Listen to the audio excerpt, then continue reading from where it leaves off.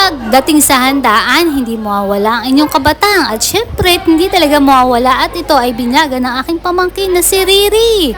At eto na, dito muna kami sa bahay bago kami ay pupunta na sa simbahan. Kaya eto, ang aming bininyagan na si Riri at syempre nandito na kami sa simbahan. At kaya naman, tara! Tayo na muna magsimba bago kumain sa binyagan.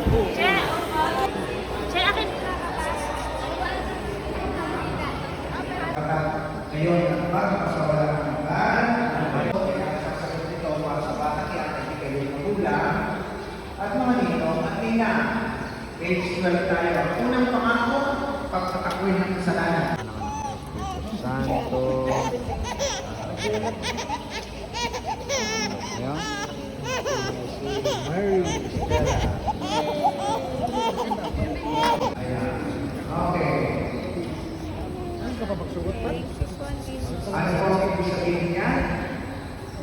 Ang damit pamilya ay at pagkatapos masindihan mo, tatay, punta ka sa ninong at nina, sindihan mo ang mga kanina. Yan ang kayo nagkakaroon kayo ng naya bilang pagkumpare at kumare. Yan, pagkusindihan ng nila. Saan ang kayo sa ulan?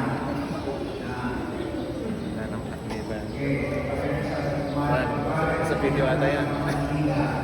Para mabilis na siya marami, pagpasipasan tayo para mabilis. Yan. Malagay mo sa pinigyan ng mga kumare. Para sinasabi, Pare, ito ang aking simbolo ng aking anak. Kung hindi ko pabayaan, ang nakalagay. Kita mo, baby?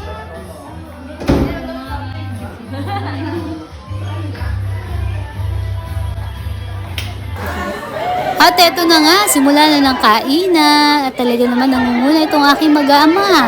At syempre pamaya, pagkatapos niyan, ananina, gusto na naman ang Sharonyan. Kaya itong aming mga pagkain. Kaya tara, samahan niyo ako at kumain na rin kayo.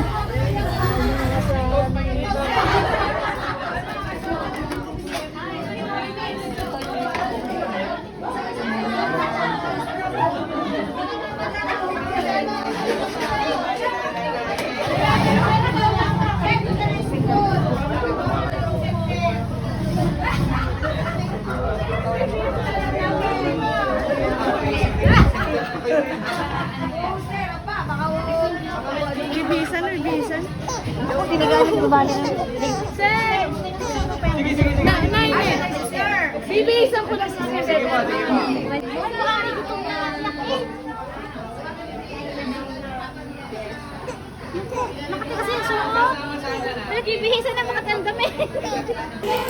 At syempre pagdating sa picturean ay hindi mawawala itong sa kabataan. Talaga namang feeling siya ang nagpabinyag.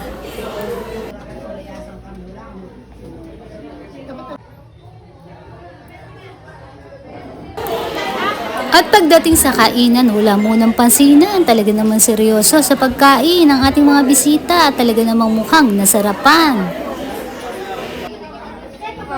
Are, ang lola. Are, ang lola din. Ano yan, live? Bless na lula, bless. Wala sa kundi.